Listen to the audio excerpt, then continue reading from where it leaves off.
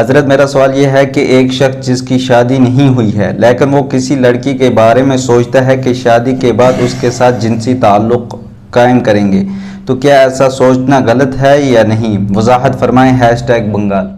حضرت میرا سوال یہ ہے کہ اگر کوئی انسان جل کر راکھ بن جائے یا اسے کوئی شیر کھا جائے تو اس سے قبر کے سوال کیسے ہوں گے؟ بلال شیخ کرنا سے۔ اس میں یاد رکھیں کہ اگر کوئی شخص ایسا ہے کہ جس نے ابھی جس لڑکی کے بارے میں سوچ رہا ہے، نہ اسے نکاح ہوا ہے، شادی نہیں ہوئی ہے، تو اس کے بارے میں سوچ رہا ہے اور پھر غلط تصور لا رہا ہے۔ ایک تو یہ ہے کہ سوچ رہا ہے کہ میں اس سے شادی کروں گا، تو یہ تو کوئی غلط نہیں ہے کہ شادی کروں پھر پیغام بھیجے کر لے، لیکن وہ اس کے بارے میں غلط تصورات لاتا ہے، غلط خیالات لاتا ہے۔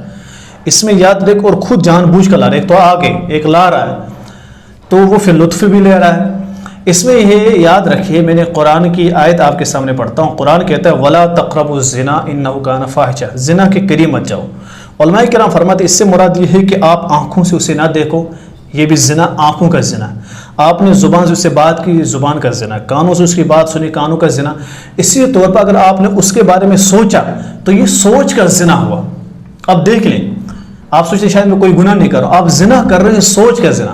ہاتھ لگائیں گے، ہاتھ کا زنا، آنکھوں سے دیکھیں گے، آنکھ سے گنا زنا، منہ سے لگائیں بات کریں گے وہ زنا۔ پھر وہ میلاپ کرنا وہ تو ہے ہی زنا، وہ بڑا زنا ہے، لیکن یہ بھی اس سے پہلے جو آپ نے کام کیے، یہ چیز حرب آزمائے ہیں، یہ بھی زنا میں ہوتے ہیں، تو اس کے بارے میں غلط سوچنا یہ سوچ کا زنا ہے، اس سے بھی پرہیز کرنا چاہیے۔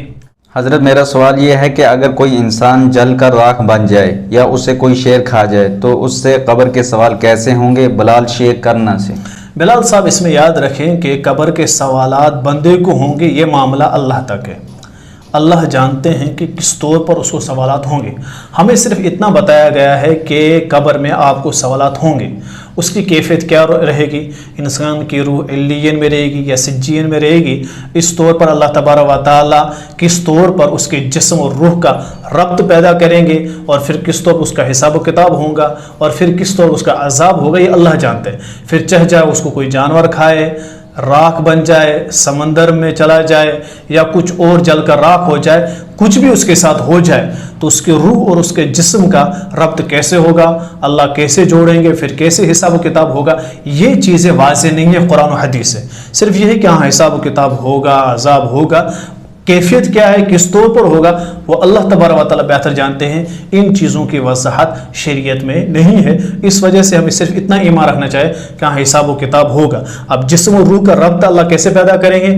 چاہے آپ کا جسم قبر میں ہو، مچھلی کے پیٹ میں ہو، کسی جانور کے پیٹ میں ہو، جل کر راکھ ہو گیا اور سمندر کے اندر چلا گیا ہو، وہ کیا معاملہ ہے وہ اللہ جانتا ہے، شریعت اس کے بارے میں خاموش ہے۔